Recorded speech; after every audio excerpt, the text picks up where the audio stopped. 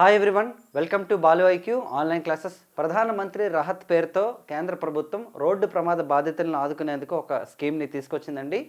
సాధారణంగా ఏంటంటే ఒక సర్వే ప్రకారం ఎవరికైనా సరే రోడ్డు యాక్సిడెంట్ అయితే ఫస్ట్ 1 అవర్లో కనుక హాస్పిటల్లో జాయిన్ అయినట్టయితే 50% మరణాలు తగ్గుతున్నాయని చెప్పేసి మనకు ఒక సర్వే అయితే చెప్పిందనమాట. దాన్ని బేస్ చేసుకొని మన ప్రైమ్ మినిస్టర్ ఆఫ్ ఇండియా అనమాట పిఎం రాహత్ స్కీమ్ని తీసుకొచ్చారండి.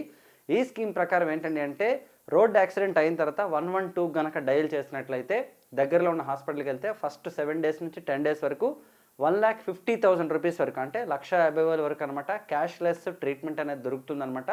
దీన్ని ప్రధానమంత్రి గారు సేవా తీర్థులు అంటే ప్రైమ్ మినిస్టర్ ఆఫీస్ని సేవా తీర్థిగా మార్చిన తర్వాత ఫిబ్రవరి 13th అనమాట మొట్టమొదటి సంతకం అనేది ఈ పథకం మీద చేయడం జరిగిందనమాట. మరి పిఎం రాహత్ అంటే మీనింగ్ ఏంటి? సో మనకేంటంటే prime minister's road accident victims hospitalisation and assured treatment scheme అనమాట. అంటే మనకి విక్టిమ్స్ని హాస్పిటల్లో జాయిన్ చేసి వాళ్ళకి ట్రీట్మెంట్ని అష్యూర్ చేయడం అనేది అనమాట పిఎం రాహత్ యొక్క కాన్సెప్ట్ అండి.